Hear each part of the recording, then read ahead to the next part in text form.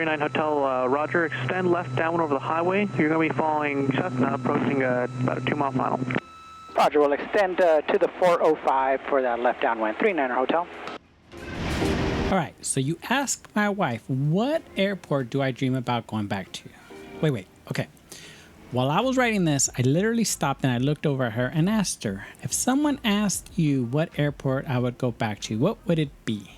Without a microsecond of hesitation, she said our next airport, Renton.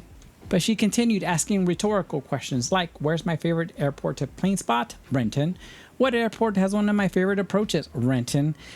What is one of my favorite airports of all time? Renton. I'm pretty sure you guys get it by now. So yeah, today we visit one of my favorite airports and quite possibly my favorite airport as we head into Renton Municipal Airport in Renton, Washington. In case you guys didn't know, it's Renton.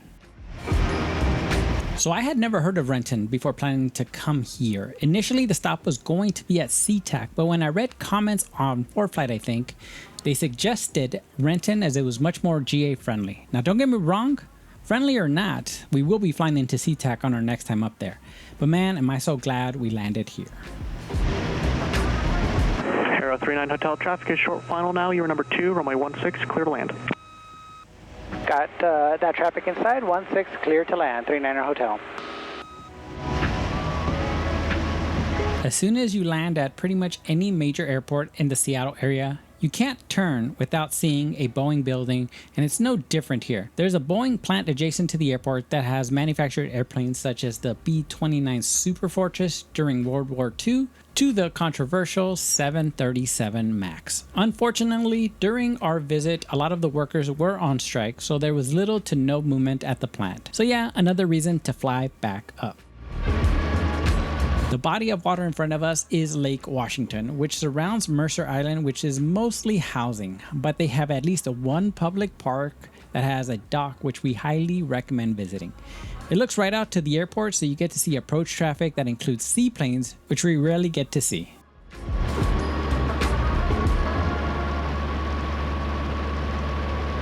Renton Airport is a Class Delta, obviously towered, and has one runway, 1634 at 5,382 by 200 feet. And if you get lucky, that 16 approach is nothing short of incredible. I just kept thinking, this can't be real. Speaking of airspaces though, we happened to just be bouncing over from Boeing Field, which was less than 5 miles northwest. But the most important airspace to watch out for is, of course, Seattle-Tacoma International, or SeaTac, which is less than 5 miles to the southwest.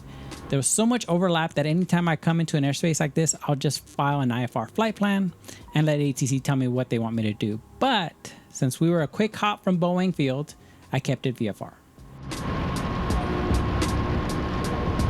So if you're a VFR pilot and were as lucky as we were with just this beautiful weather, the Renton Airport website has a very detailed document that shows not only what routes they suggest, but also what the VFR waypoints are called, which I highly recommend reading, and as always, we'll link that in the description below.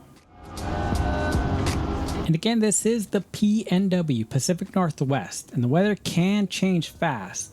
As beautiful as today was, the next day would be all rain, so make sure you keep up with the weather. Aero 39 Hotel, where are we going today? Proflight 39 Hotel. Aero 39 Hotel, right turn enable, taxi Proflight via Alpha, ground point 6, yeah. All right, Proflight via Alpha and then ground point 6. Thank you. 39 Hotel. Just a quick reminder, I want to let you guys know that my wife, besides doing all the filming, puts a lot of work adding much more detail into some of the topics I discuss. All in the description section, like fee breakdowns, sometimes places to visit close by, or links like VFR procedures. So it's definitely worth checking out. I'll share one of my favorite raw moments on the radio. My wife sounding like a kid who just saw planes for her first time. She was so excited, she eventually just started calling out things. That was incredible. That was so... Holy crap, I got to see SeaTac and a plane land at SeaTac. We were flying. Did you? Yeah, and it came in as it was landing. Freaking the mountain. Oh man, how excited she was about mountains. Like hearing that made it all worth it. Now there is no transient parking here, and even more importantly, there is very limited, and I do mean limited, parking at the FBO, Proflight Aviation. First, I called a month in advance and made my reservations because it really is that limited. So make sure you call at least 2 weeks ahead so you don't have to worry about it. When we arrived, there was a couple of guys in from Idaho that didn't call ahead and had to be told that they didn't have room. So again, call ahead. Second, when we arrived, we were told where to park. There was only one person there, Gabby, and she was nothing short of awesome. She was friendly and clear, had our rental car ready, and when we tried tipping, she wouldn't take it. She just kept saying it's her job. Just awesome, awesome place. Alright, good afternoon. Proflight, this is Aero 19039 Hotel. Wanted to know where you guys want us to park. We'll go ahead and put you right next to this jet for now. Just leave your brakes off so we can get you moved. Sounds good. Thank you. This might be obvious to a lot, but when I first started going to FBOs, I didn't know that I had a frequency I could actually talk to the FBOs on. So this is just a reminder. If you have questions, don't know where to park, just head on over to the FBO frequency and you'll be all set. But before switching over, make sure you're in a non-movement area, which pretty much just means don't be in any areas that ground or tower controls.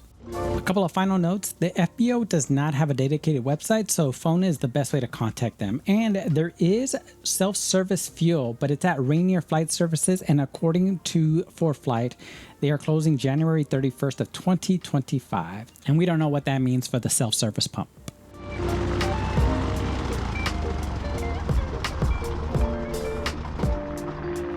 So in summary, there is a Boeing plant adjacent to the airport, which is really cool. SeaTac and Boeing Field are within 5 miles of Renton. The FBO Proflight has extremely limited parking. And with the Boeing strike over, you might be able to see 737s departing. So how lucky did we get? We got to arrive on 1-6 over the lake, and now we get to depart 3-4 once again over the lake. Surprisingly, the only true IMC IFR departure on our whole trip was here because of an overcast layer. But while taxiing, I asked Tower if they did tower tours, and he confirmed that they did, so you better believe we'll be doing that next time we visit. And oh, I almost left out the most important part of our stay here. We stayed a couple of nights and decided on the Hyatt Regency at Lake Washington. So the airport is adjacent to the Boeing plant, and the Boeing plant is adjacent to the Hyatt. If you go here, request a corner room facing the plant. There wasn't much movement with the strike during our visit, but we faced the lake and just plain spotted traffic in and out of Renton throughout the day, and even approach traffic into SeaTac. The best part was hearing all that traffic on my radio, which was on 24/7. I'm not exaggerating. My wife will confirm. I went to sleep with it on really low. It was so peaceful and just unbelievable. It was the only stop I never turned on the TV.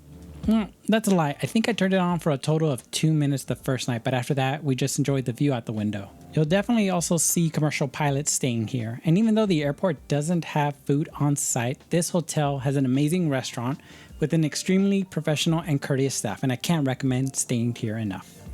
And if you wait just a little bit, I'll call out where the Hyatt is located during this departure.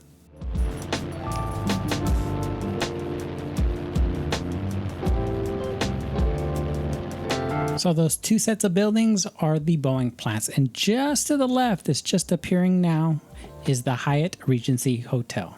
Again, you're right on the lake. We'll be leaving you guys with another extended departure, mostly because I want you guys to see how amazing it looked above the clouds. And as always, thank you all for watching and engaging with us in the comments. Our goal still remains the same, to get you all excited to visit new airports confidently, and even better, share that experience. We've read how some of you are using our videos to plan trips, which you have no idea how amped we get when we read something like that. So thank you so much for sharing. Can't wait to read more of all your stories or plans. We'll see you guys next week, and until then, go fly, go discover.